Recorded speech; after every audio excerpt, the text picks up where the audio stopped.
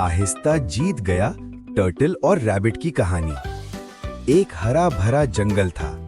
वहां एक तेज रैबिट और एक आहिस्ता टर्टल रहते थे। रैबिट को अपनी स्पीड पर बहुत गुरूर था।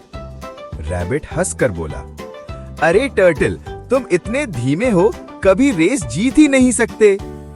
टर्टल ने सुकून से जवाब दिया, स्पीड से ज्यादा हिम्मत और लगन जरूरी होती है। जंगल के तमाम जानवर जमा हुए। रैबिट और टर्टल के दरमियान रेस का ऐलान हो गया। रेस शुरू हुई।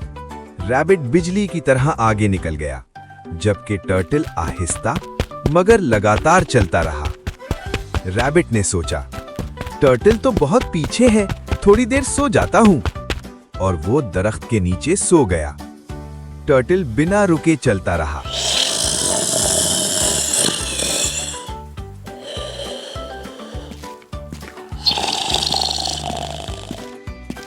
धूप हो या थकान, उसने हार नहीं मानी। रैबिट की आंख खुली, वो घबरा गया। अरे, टर्टल कहां गया? वो तेज भागा, मगर देर हो चुकी थी। टर्टल फिनिश लाइन पर पहुंच चुका था। सारे जानवर खुशी से तालियां बजाने लगे। इस कहानी का सबक, आहिस्ता मगर मुस्तकिल मेहनत हमेशा जीत जाती है।